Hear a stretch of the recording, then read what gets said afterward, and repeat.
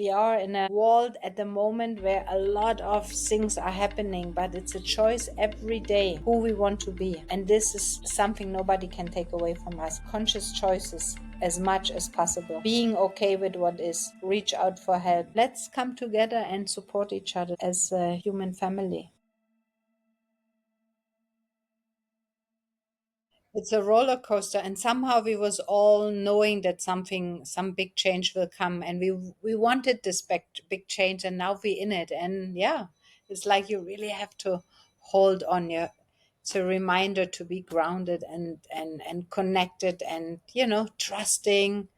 It's really easy to fall off to the side now, and that's what's happened to many people. Being able to trust, and how can we surrender and trust in that flow when there's so much uncertainty going on in the world, in our own lives. And there are techniques, there are ways that we can approach that within ourselves, because often we avoid things, then we just shy away from that difficult situation. That actually, when we surrender into that, is often where that wisdom comes out and we can move forward through that. And I know that through your work with the breath work, when we breathe and go into those spaces over and over and over again, we want to move away from it, but we keep coming back, and then something opens up, and then some sort of release happens. Can you tell us more about that? That's exactly what it is.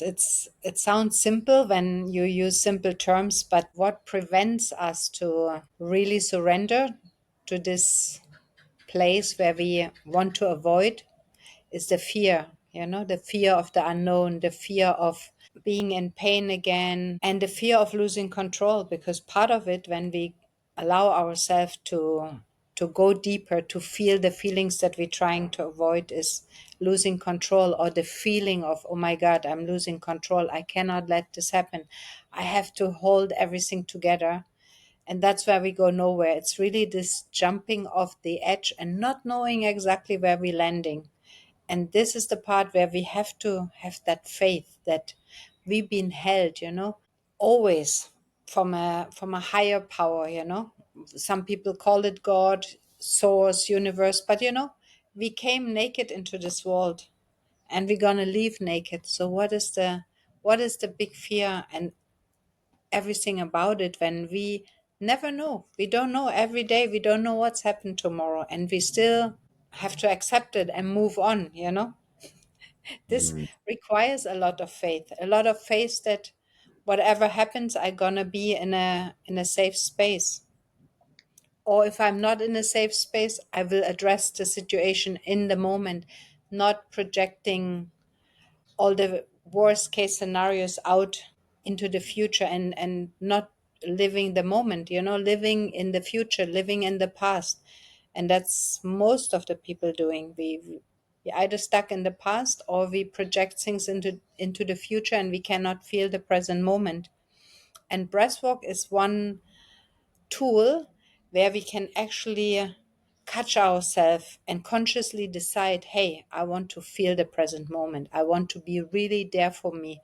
I want to allow everything that comes up to feel, and then trust that the intelligence of my body knows what to do with it. And like you say, if we can really surrender, so many things can shift and move and dissolve. And we don't have to hold everything in and, juggle and trying to control everything. So it's always a game between being surrendered and making conscious decisions to allow this. Yeah, that's the thing, making that conscious decision, because it gets very familiar to us. The way I'm feeling it right now is, whenever I'm in that situation where it's feeling a bit stuck, perhaps, it's almost like gripping onto the edge of a cliff, and with your fingertips, and the body's kind of freaking out because you could fall at any moment, but you're putting extra effort in to keep yourself up, and you're in this kind of fight. And it's the energy of that. If you imagine that you were in that situation, that's the kind of energy that can come up. And then when we get into that space, we tend to go around in circles, moving back and forwards, going from room to room, trying to find the solution, but actually not getting out of this cycle. And that's when you were talking about with breath work, for example, we're consciously going, okay, I recognize this feeling, this energy, whatever this is. And I'm going to consciously go into that no matter what it takes. And I'm going to keep going through and keep breathing through it. And otherwise it's easy to just step back. Well, we think it's easy, but it's not, because it actually causes more difficulties. What we stepping back from, we are so tense, we are so tight, we're trying everything. The last thing we want is to let go from this edge of the cliff, because we are afraid that we're going to fall and get hurt. But most of the time, this is exactly what we need to do.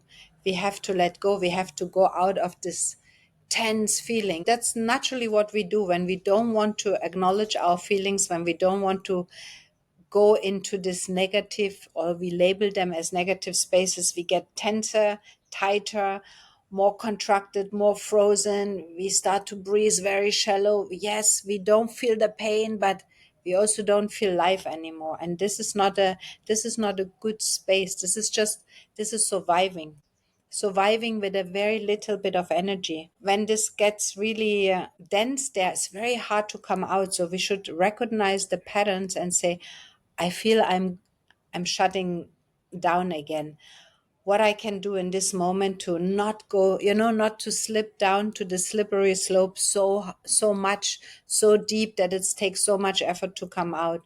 And most of the time is really to be consciously aware, to say, okay, you know what, let me take a few breaths, let me loosen up the body, let me stretch out, let me feel what is making me so dense, and then sit with yourself and just breathe and just feel the feelings. And when you think it's too much, just ask for help. There's so many amazing modalities. You have friends, you have family. Sometimes it's good just to sit with somebody and talk about the things that bother you and that keep you hostage. And by open it up, by speaking about it, by feeling about it, it has to shift. This is a natural law. In the moment we allow ourselves to feel our feelings, to address our problems, to talk about it, there's a shift. The problem is that we don't want to deal with this. We avoid it, and it takes so much energy from us to avoid it, because to permanently put our feet on the brakes sucks a lot of energy from us. And then we get tired, we get chronic fatigue, we get exhausted, we don't have pleasure for life anymore, we shut down. So it's really about recognizing when we disconnect from ourselves, from our heart, from our spirit, and we're trying just to go in survival mode. And asking for help, reaching out, finding a solution, moving our body. That's all we need to do, really, to start something. And we might not know where we end up, but this is where the faith come into, to have this faith that we're gonna be okay. And it's all well and good saying we've got to have the faith that it's all going to be okay, because I think somehow deep down we know that. And some people have not experienced it perhaps enough to build up that trust that it's going to be okay. Yeah, because it's letting go of control. And this is really, really scary. Mm. Some people never had a safe space, and they know they cannot let go because they never experience it, like you say. And still, they still have to trust, because there's nothing else. We can't do everything by ourselves, and we can't have control about everything. Actually, we don't have any control. It's just our mind tell us, oh yeah, we are in charge, we are in control. We are not. And as more we are okay with this, and we find the balance between controlling our life and having faith, that actually this balance will move us forward. There's a story that Alan Watts shares that I always really liked. He was just talking about feeling like you're in control is about as good as being a child in the passenger seat of a car while your father's driving and you've got a plastic child steering wheel in the car and you think you're driving the car. But you're not at all. That's kind of how it is with the universe. We think we've got this control. And how much energy is it? I mean, can you imagine if we could just realize that and then go, hey, do you know what? I don't want to do this anymore. Let me just stop doing that and let's sit back, relax in my chair and just go with that flow. Yeah, and sometimes exactly this decision feels like dying. If I let go of control, I will die. And what dies is really the ego that thinks it's in charge, that thinks it's in control. And when the pain of living the life that doesn't work anymore is bigger than the pain of letting the ego die, I think that's when everybody's ready to say, I tried everything, I have to surrender. And until then, it's a long fight. And for some people, it's easier. They can make this decision earlier. And for some people, they need to drag it out until the last bit. And this is, again, this is choices we have. That's the only choice we have, really, to surrender or to keep on fighting. I see that a lot in breath work for myself and from the stories of others as well. That, and as you just shared, we can very quickly get to that feeling of that sense that I'm going to die when we just repeatedly stay in that space and keep going through it and keep going through it. And that's where we keep wanting to run away from that. And then we breathe back into it. And I've experienced it for myself where I've told my mind consciously, it's okay, just keep going, just keep going, just keep going. And something happens. There's like a click. And then all of a sudden, I might meet a ceiling. I know I could technically go further, really. But in that moment, I've gone beyond my boundaries. And that's already really transformational for me, able to go beyond that limitation to meet a little bit more of that trust of death or the infinite nature of us where we don't actually die. And that for me has been tremendous in helping move forward and trust for sure. You can break through a lot of things. And it's really only our breath, because when we breathe, and most people don't understand, it's not just the air that we're breathing, it's not just oxygen, it is actually an energy. And you can feel that energy when you're constantly breathing and you breathe more than normal. You start to feel that energy moving in your body. And this energy helps to open these parts of our body that we unconsciously, or that our survival instincts say we have to hold it in, it's too painful, we freeze it, we park it. So when we have this extra energy, that energy, this intelligence finds these parts that say, come on, let's open this up, let's expand, let's become more of who we are. And like you say, there's a resistance, and then you just continue to breathe, you go through this resistance, and then the magic happens. It's not even something you have to do or understand, it just happens if you continue to breathe. And you always have the choice to say, okay, it's enough, like I reached this ceiling, that's enough for now, next time I do more. So it's not that you get lost or that you don't come back. You know, a good breathwork facilitator will also keep you in a certain frame that you do not get into an cathartic outburst where it's difficult to come back to because it was too big. If you're held in a safe space with your own breath, with your own choices, every breath that you take is your own choice. You can do so much. You can help yourself so much. And it's you and your breath, and you and your consciousness, and you and your willingness to say, I'm taking the risk of stepping into unknown territory. But I also know that when I walk out of here, I left some things behind that don't serve me any longer. And it's not a difficult, many people say, I want to let go, but I don't know how. You don't need to know how. You just need to do the work. It's happened. Like the driver in the car, we don't need to know how. And that's where the magic really happens. It's really like a magic. Maybe people don't like this word, but it is something that just happens. And it's like a magic, because when I'm with a client, I'm not doing the magic. I'm creating the safe space. The person is taking the breath, and something happens, something that we both have, in a way, no control over, but it's happened because there's a willingness. There's a willingness, there's a focus. We Two people coming together, one is creating a safe space, the other one say, okay, I want to step out of my limited space that I have created where I feel safe, but it's like a jail now. And the willingness and the focus and the breath, that's what create that magic. I'd love to talk a little bit more about the space holding, because this is one of the reasons I reached out to you again, because I did several sessions with you in Bali, and one of the things I recognized about you was that space holding. And this is something very deep to my heart. And how you've just shared it right then in that simple form is very beautiful. It really sings to my heart the way you're sharing it. It's just holding that space for that other person. There has to be a certain understanding of the bigger picture, and we can't fake that. We can't read that in a book and then just go out and hold space. We have to have gone through certain things and experienced that ourselves to know fully, to have that trust, to be able to observe somebody that's going through perhaps what looks like a challenging moment, say through breath work or whatever the situation might be. There are certain facilitators that I've come across, they'll maybe come in a little bit too soon, as if watching their discomfort is uncomfortable for the space holder. Therefore, they'll come over and they'll rest hands on them, and they'll try to soften the difficulty for that person. I mean, there is a fine line, and there's an intuitive flow to all of that.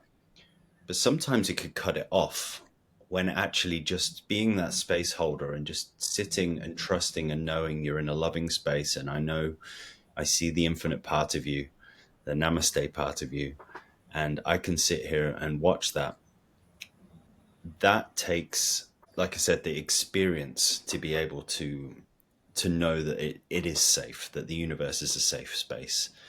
I'd love to hear your perspective more on space holding, and why that's important for you as well. Space holding is kind of an art that you develop with time, with understanding, with being the breather, doing it yourself, being on the other end, seeing what you need, what you feel. And then when you step in as a facilitator, it's almost like you have to create so much space, like you hollow yourself out, you become the guitar, and your client or your, the people who participating, they're becoming the strings, and whatever happens with them, you create a space where you resonate. And again, this has a lot to do also with trust.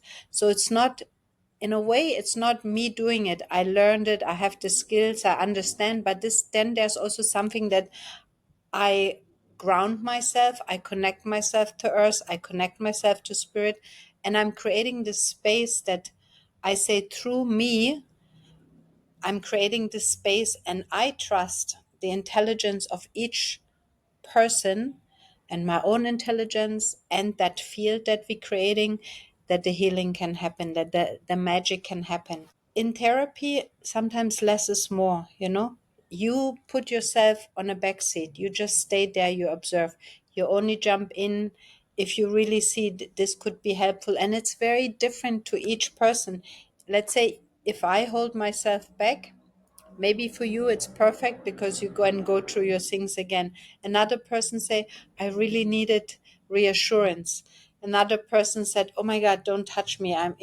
So it's very sensitive, and you can never get it 100% right. You can just do the best you can in the moment. And I think when you have that as an agenda, if we call it agenda, if you just say, I'm here to hold space, I'm fully here to keep everybody safe if they need me, and otherwise I let it all flow. So you just step out, you make space, and you let some higher force flow through you. And I think when you trust yourself, people feel that you're grounded, that you're strong, that you can hold them, and then they can let go. It's something that we cannot even describe into words. If we want to explain to somebody how breathwork works for them, we cannot. It's an experience. And I want to say, whoever watched this podcast, always dare to ask for help. If something stuck in your life and you cannot resolve it yourself, ask, go out. When we don't ask, we have 100% the same. But when we ask, we have a 50-50% chance that somebody can help us, offer us a solution, or hold our hand to make the next step. And mostly why we don't want to ask, because we are afraid of being rejected, afraid of not getting what we want. But we have to take that risk. That 50-50 risk, it's better than 100% the same. And this is also something I learned, and I'm practicing this, and it's good. And sometimes, yeah, we get a no and it feels like, but at least I tried, I asked.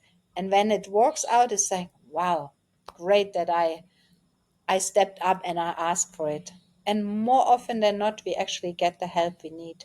For those people that are maybe listening now that may struggle with asking for help, because I've seen that story a lot in the people I've worked with, and also because it's part of the story I've come through as well. There could be an instant fear come up and a wall of, okay, I want what you've just shared. Yes, I want to ask for help, but I can't. They might not know where to go or who to ask. And there are also sometimes there's this intuition of knowing the right people to ask. And I think that's also part of the space holding and our intuitive abilities. Sometimes we may go, okay, I need to vent this thing. I need to share that I need some help. I go to speak to the first person I meet, and you somehow know that what you're going to say to them is not going to, they're not going to hear it, or they're going to see it from the wrong angle and try and fix you in a different way that you don't need. So there's also this balance of intuition and finding the person where you feel that there's a trust and a safety. But how do they find those people in the first place? Is it in a community? Is it through social media? Is it going just out into cafes? It's a can be a lot of things. Sometimes grace just brings it into our life. We meet a stranger, we start talking, that person shares something with us, we feel like, wow, this is interesting, give me the contact, give me, something like this. It's the readiness. You need to be ready, to receive the next information that you need. You can Google things around you, you can listen to podcasts, you can maybe share with a good friend that you feel he has or she has the capacity to listen. You know, when we start to open up, there's more potential of getting help in than when we shutting down and we trying to fix everything by ourselves. And often it is the people that cannot ask, they their call was never answered. When they was younger, they was never heard, they never received what they asked, and eventually they said, I will not ask anymore. But this is an old story. Try to be open to create something new, a new information, a new story for you.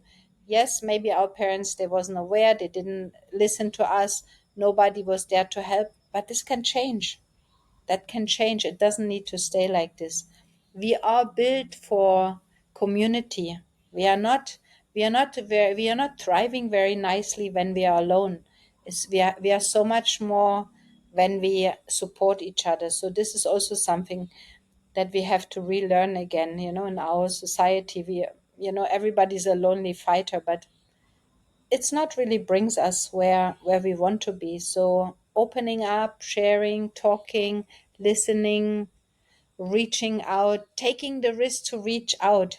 We cannot wait that somebody brings the trust. Or we can go into prayer, and say, I did everything. I need some help. It's too much. I really need some help. Please bring somebody into my life or some shift that I can step out of this limited space where I'm in.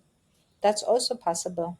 If there's a fear around asking for help, you could also say, okay, I'm going to ask for help at the next possible time where I feel that there's a potential resonance, or that I feel good. Just the thought of I will when the time is right, even that in itself is going to be so much better than I want to ask for help, but I can't because I never get it.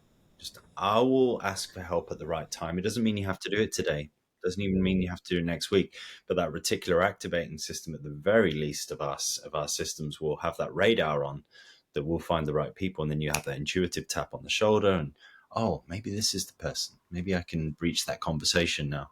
Exactly. We creating this opening consciously. We're creating a space for new possibilities. And not to say, because it was like this before, it will always be like this. No, then we stuck.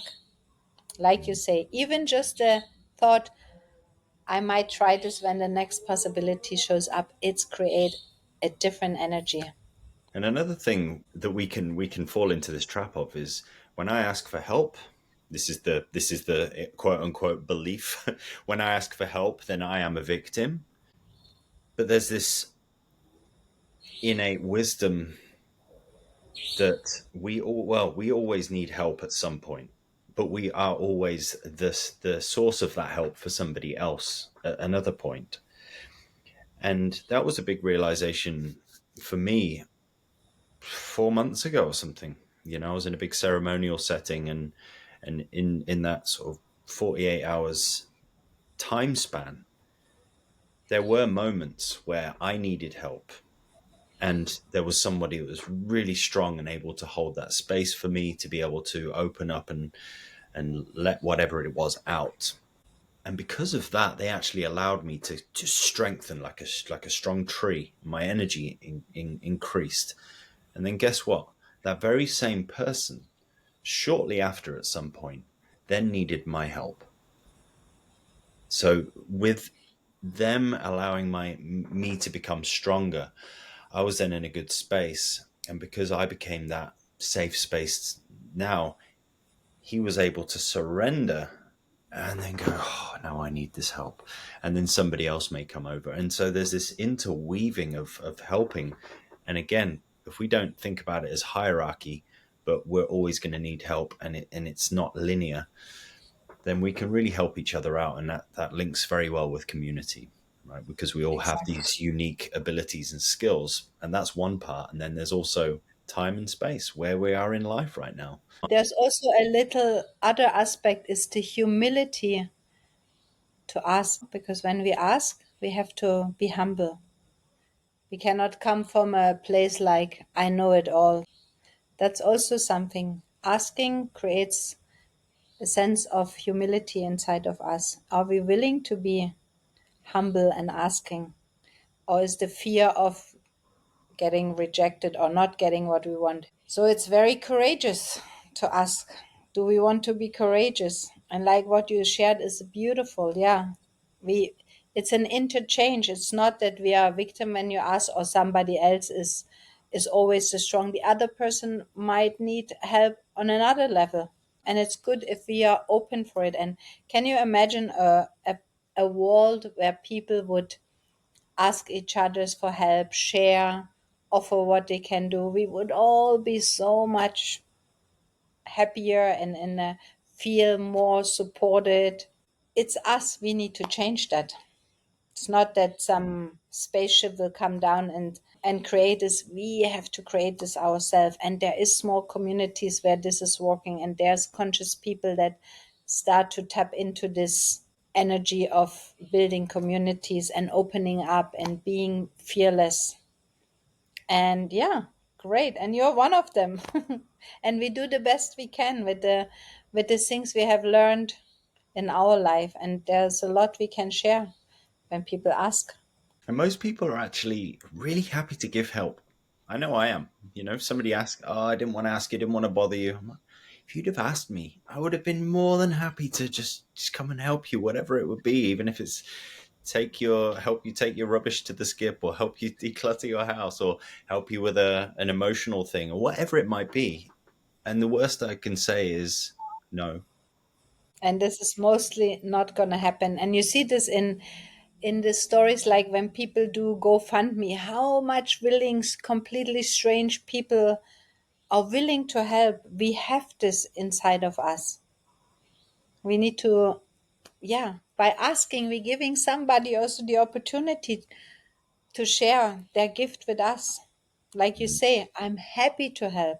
It's a pleasure for me to help. And if really in this moment I cannot, I can do it later on a different way. But yeah, we are actually built to support each other, because we lived for many, many thousand years in communities where we supported each other. It's still part of us. And I think now we're learning, yeah, individuality is nice, but actually it's we all need a community. We all need somebody to lean onto when we need help. And I need help too, I need to go to do my therapy. I need to check in with my supervisors. It's not that I studied so much and I'm a therapist that all of a sudden I know it all. No, I have my challenges in life, and it's a growing process. And like you say, it's actually never really finished. We can grow, but the way we grow becomes easier because we know there's a way. We know there's a possibility. We know it works. When I met my core energetic teacher 25 years ago, I asked how many times I have to come to do this kind of work, and he told me this is infinite. It will never finish. It's you're never done. And I remember I said, "Oh, then I'm not interested. I don't even want to start." But over the course of the years, I totally understood this message. Yeah, it's never there's always a potential to grow, to expand more, to become more of who we are. And it start to be fun to explore. And there's not so much fear of going there. So every time we shift, there's more space, more courage, more energy, and it's unlimited. I don't know where it's gonna go, but I feel in my own life it's evolved pretty into an amazing situation that I could never forecast when I was living in East Germany. Mastery is not a destination. We're always a beginner on the way to mastery. It's kung fu. That's one of the reasons I love practicing kung fu. Even the masters, who we would look at as you are the master, they know full well they could be 100 years old. One of the Wing Chun masters, for example, he's 100, I think, maybe just over 100. And everyone, he's a grandmaster. He knows full well that he's just getting started in his journey and that he's got so much more to learn and grow in that space. And to me, that's a beautiful thing to recognize that and then go, hey, that's part of the fun. That's a true master, that he knows we never finish. And I'd love to surf on the waves of something you just shared as well, what the conversation we just had around the interconnectedness of everybody and their energies in a community, for example. It leads me perfectly into one of the topics that I love so much. And I didn't realize when I first met you that you did practice family constellations, but this is something I'd love to talk about if you're happy to, because I used to practice this on a weekly basis 10 years ago or something like that, give or take, for a while. And I found it to be one of the most profound and amazing practices. I'd love to just explore very just playfully and curiously about what that's all about. I'd love to hear your perspective on what family constellations is and perhaps any interesting experiences you've had with it as well. I did a lot of family constellations for myself over the years because of basically it was because I was rejecting my parents. I could not connect to them. There was so much anger, so much frustration, and I thought I can never forgive them. So I did a lot of family constellation for myself to connect to my family, to accept everybody in my own family, my husband, my children. And every time it was a little puzzle piece that I could connect to, and it's got better. And then after many years, I decided, I want to study this. And during COVID, I did online study. And now I'm currently doing a study with a woman in India that she's also studied with Peter Levine, and she also studied with Bert Hellinger.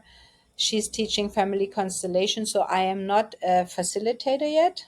I just love this modality and the way it works. And this actually also shows for anybody who have ever experienced this, you don't need to have any special skills. If you really accept to be to present to represent somebody in somebody's family constellation, and you start to feel a sense of who this person is, and you can resonate with the with the feeling inside and share this, and then say, how is that possible that I know what this person was feeling? So this means that when we create this field in a family constellation and we tap into it, we are all knowing, because we can feel what one person felt on the other side of the planet, or maybe is already dead, or so that field that exists that normally we cannot tap into, or we think we cannot tap into. Family constellation gives us quite a strong experience of that we are all connected and interconnected. And it's just a conscious choice when somebody is choosing us to present a family member and we say yes and we agree to this, that the energy can flow. And you don't have to be a skilled psychic to allow it. This is amazing. That's what I love about family constellation. And if I can share one very strong experience I had once, I was once chosen by a friend in a constellation as the father, and whatever they was doing, I was going on the edge of the space where we where this happened, and I completely disconnected from all this family drama. I didn't hear anything, and I was always looking out to the ocean, and I saw the fishes and the fishermen and the birds and the smell of the salty water and of the fishes, and all I could think about was, I want to go fishing, I want to go fishing, I want to go fishing. And it was weird because I was looking at a piece of grass. I wasn't looking at the ocean, but I could smell this, when you're near the ocean, that, I don't know, salty air or something. And then after quite a while, they was doing their thing there. The facilitator came to me and say, how is the father feeling over here? And I said, I have no idea and I don't know why, but I just want to go fishing. That's all I can feel. And then the person whose constellation it was said, oh yeah, my dad is a fisherman. And it was just like, oh my God, because I didn't know why I was feeling like this, but it was so strong. And when she said my father's a fisherman, I said, yeah, of course, that's all I could feel, and that's all what he could feel, and he wasn't interested in any drama. So many times I have my confirmation that, but this with the fish and the ocean and the fisherman was like bingo, so clear, so true. And it wasn't my imagination, and I couldn't make it up because I had never met any of her family. So that is magical. And I'm not specifically psychic. Everybody can experience this. And when people say, what is family constellation? You can't explain it. You have to participate to understand what it is and how amazing it is.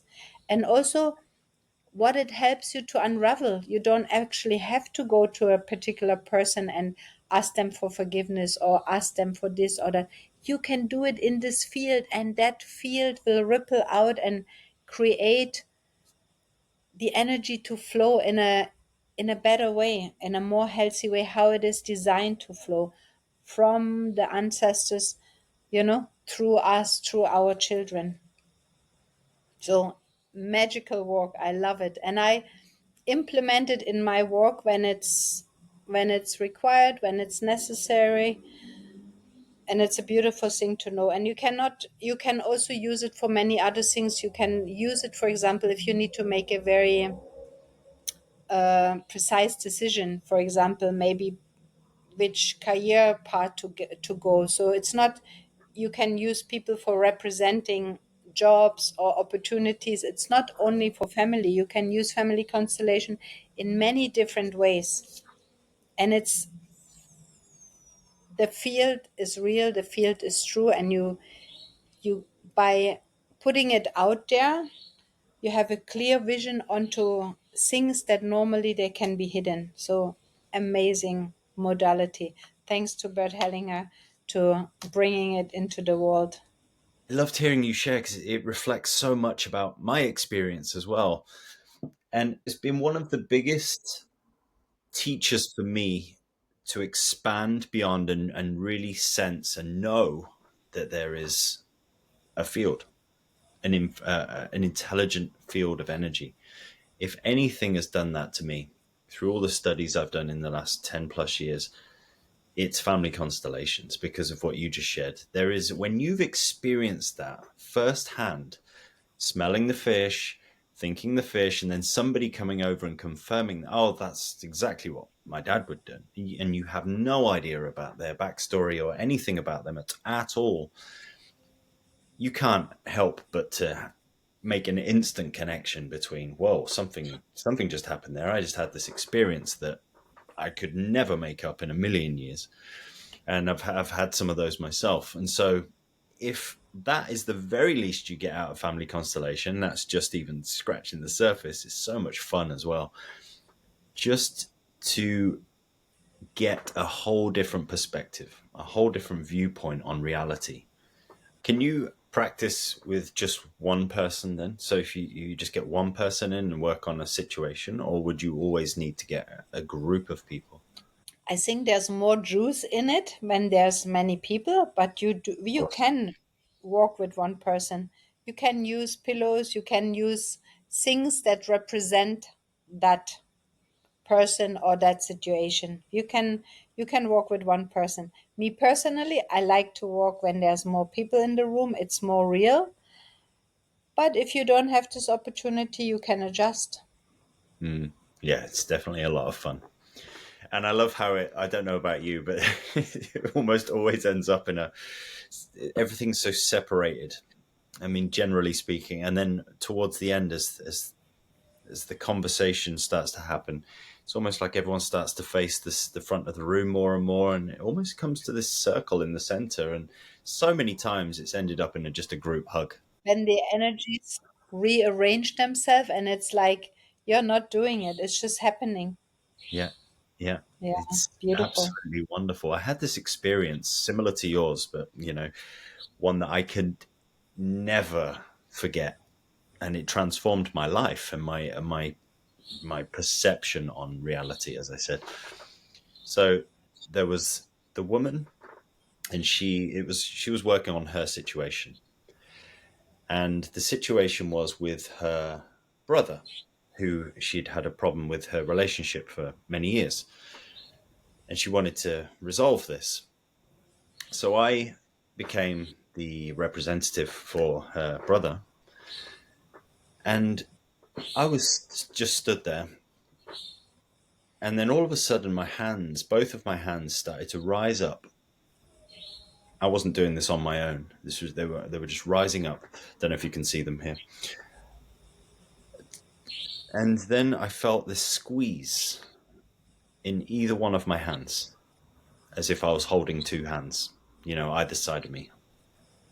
and And at the moment, I was thinking, wow, this is weird. I don't know what's going on. Sometimes when you've not practiced it too much, your mind's going, I think I'm doing this wrong. I don't know what I'm doing. This is silly. But then as soon as the facilitator comes over and goes, well, what's happening for you? I say, I don't know. I mean, but my hands have moved up and I just felt a squeeze on either side of my hands. And the woman goes, oh, yeah, that'll be the dead twins. And you can imagine in that moment how that can shift my perception on reality, because now all of a sudden I had no idea about this person, never met her before, don't know anything about her story. And because of that situation, it's so blatantly obvious to her. I felt not only that, but I felt the squeeze, I felt it. And it was so bizarre. That stretched my perception beyond time and space, beyond death and life, because they're dead. And yet I'm feeling that. And wow, I mean, there was just so much in that. But it changed my life forever, Mm. because now my box thinking may have been, say, relatively speaking, here after that experience, just instantly here. And it's just one of the things, and many other things have happened in family constellations, but that's just one of those fun stories for me that I'll never forget. And I haven't done it for a while, actually. I'm really looking forward to doing it again, because I love it so, so much. Yeah, and what is nice then, it comes from a mental concept, from an idea to this inner knowing, because you felt it, you know it. It's nobody can take this ever away from you. It's yours, it's your experience, and nobody can argue with logic and say this is impossible. It's an inner knowing, and once you have it, you have it. And this also helps you to trust more that this intelligence is all around us all the time. And like you say, time and space is a construct that we create to navigate. But is it true?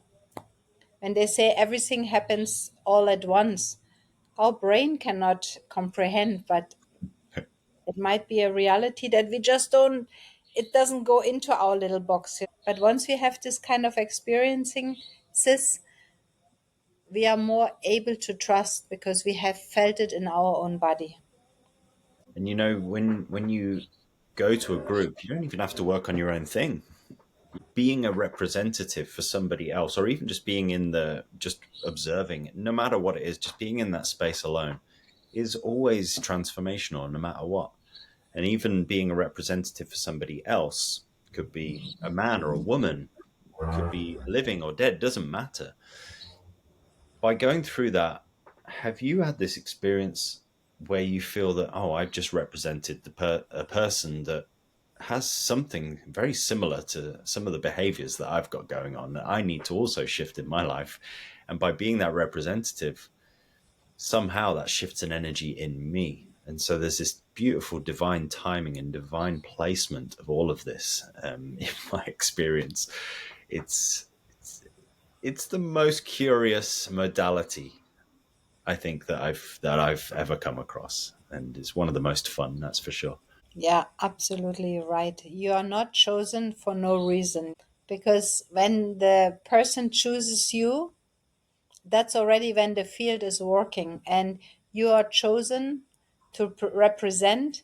And while that person gets a resolution for his own or her own situation, something shifts within you, because the person that you represent have surely something to do with something you hold consciously or unconsciously. Sometimes you might not even know yet that you have something to do with it. Sometimes you go home and you realize, oh my God, this is exactly the situation I have, and something shifted and something opened up. Yeah, it is magical, that family constellation. And still, all the other modalities, they have their place. Because I think only family constellation also is not resolving. It does help us to let the energy flow more freely and untangle things that got stuck in the system. But still, there's more things to explore also. So it's one of the most amazing modalities, but every modality somehow has their own value. Well, if you've got another tool or another set of tools on top of that, I mean, it's a super machine. Then you've got really going on, because you've not only you have shifted energy in the field here, but as you said, it's not always fully resolved.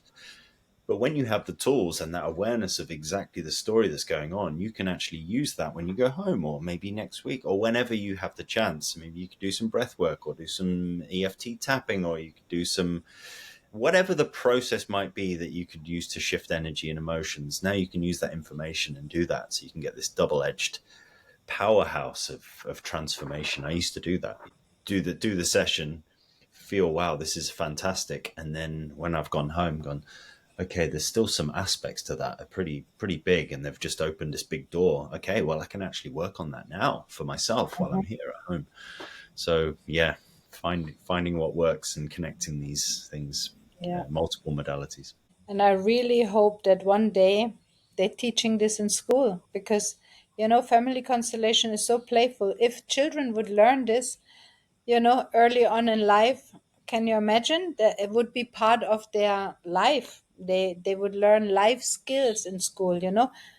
I think in when you're in grade 8 or 9 or 10, or even, maybe a little older, breathwork should be introduced as a possibility. So when you grow up, you have tools in the hand that you say, okay, I got stuck and I learned this and this and this, which which one I want to use to unstuck myself. But sometimes we have to go through life seeking, studying it. It would be so nice if one day we have a more conscious system that teaches the kids for every problem there's a solution, and there's so many tools you can use, so you're never stuck.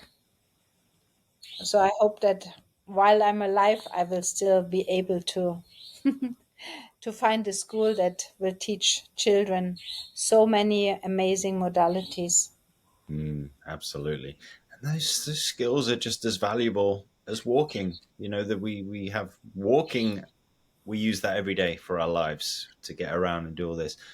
To have a foundational piece to be able to regulate our systems from such an early age, just like walking when we're older, we've always got this tool on our toolkit all the time, rather than waiting until we're 30, until we're 40, until we're whatever age, and then go, oh, now I need to learn this stuff because everything's gotten too hard. We've created, smoothed off the edges over time for the next generation to be able to actually deal with that. And then imagine the evolution of our spiritual capacities would expand exponentially on top of that as well. But luckily, there are lots of people out there doing this good work. And there are lots of people opening schools and doing this stuff. So gratitude and blessings to them and everyone doing that work. Yeah, and now with the internet and this, we're also connecting. We know that other people doing it in other parts of the world. We are not isolated, we are not alone, and it's great to connect. Is there anything else you would like to share? I'm grateful for having this talk. I hope whoever watch it get something out of it, get an inspiration, get a spark, and is reaching out and doing what they can do. Life is a fantastic trip. I say always, it's like you win the lottery, you got this ticket, and there you go, and you live that life and take it as an opportunity to explore. Don't waste your time and say, "Oh, it's too hard." It's just a crazy ride, and we have so much potential to shape it in the way we want to, if we have the courage, if we ask the questions, if we reach out for help. Let's make it a fun and joyful ride. And yes, we are in a world at the moment where a lot of things are happening, but it's a choice every day who we want to be. And this is something nobody can take away from us. So that's what I want to leave with everybody. Conscious choices as much as possible. Being okay with what is. Don't let any problems pull us too deep. Reach out for help. Search so many opportunities. And let's come together and support each other as a human family. Thank you so much. Yeah, it's been a lot of fun. Thank you for exploring. I love just having conversations, being curious, and with the family constellation aspect, just reminding myself of how much I enjoyed that as well. And hearing your perspective of it just brings that playfulness inside me. And I'm sure somebody will be listening to this and just needing to hear about family To hear constellation. that, yeah. We touched on a lot of things. There's family constellation, there's many modalities in breathwork, there's core energetics. I also do sound healing. So whatever somebody resonates with, explore. And when you know it's not for you, move on to the next modality until something clicks and then you feel, wow, this is really my thing. And then you do it until maybe you grow out of it, try something new. I'd love anyone listening to be able to find you and potentially work with you if they can, because you've got so many tools in your toolkit, and I would love to have gone into sacred geometry and and the Merkaba and inner child work and all of these different things that you've got going on as well. Maybe we can have another conversation in the future. Mhm. But how can people find you and perhaps have a group session or a one-to-one session? And yeah. So mostly I operate here in Bali. I don't have a website, I don't have an Instagram or something. I don't really promote myself, but people finding me. So, for example, through you, they can contact you to get in contact with me, because I don't have a platform that, actually, like I say, I never wanted to be a therapist. It's just like people finding me, and I like to keep it this way. I like to keep it this way, that it's not become like a business. So it's something the energy brings to me. The people that need to find me, they find me. People inviting me to teach or facilitate in their events. So I like to keep it like this. I love that. I mean, now we're on this podcast call, and you didn't do anything.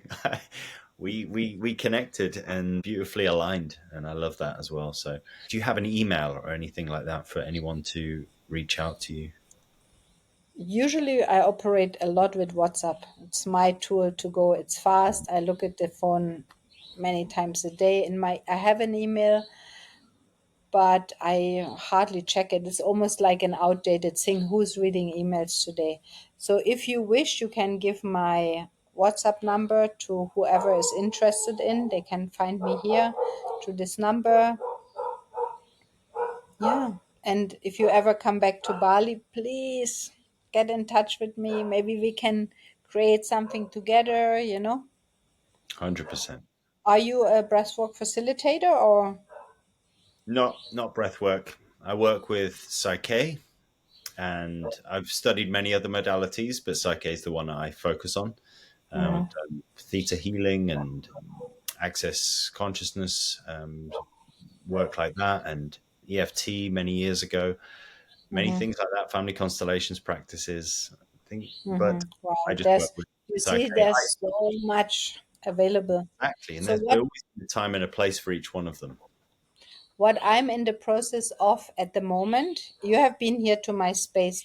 So what I want to turn this place into is a holistic healing hotel, or a holistic healing space, where people that they're on a search, or they need a break, or they need to find themselves or whatever, when they come to Bali, they check in here, and it's not just like a normal holiday. They're gonna have so many options of trying different things out, different modalities, because there's so many amazing people here in Bali that offer a lot of work. So you have like a spa menu, and you have a healing menu, and there's a consultation that people who come, maybe somebody had a dramatic divorce and needs some, collect themselves again and heal. Maybe somebody had a financial breakdown, maybe somebody had a mental breakdown. So whatever people experience and they need a reset, they need a time out, I want to create that space where people can come and find tools and ways to heal themselves, strengthen themselves, coming back home to themselves, and then going back to their homes and living a better, happier life. I'm in the process of creating it. It's not yet ready, but once the website is ready and everything is in place, I'm very happy to share this with you. Also, my space is available for retreats. We just finished a yoga teacher training. So this is other people that coming here to use the facilities to do their own training. So this is another possibility. So if there's anybody out there who wants to run a retreat in Bali, they can contact me. Of this beautiful space.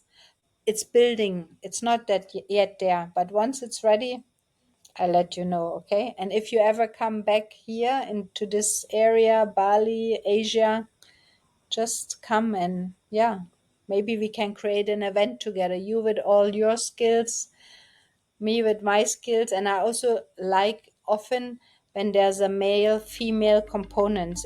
It makes it more complete, because we have this duality, and I think when men and women work together, there's even a more potential, a wholeness there that you can offer to the world.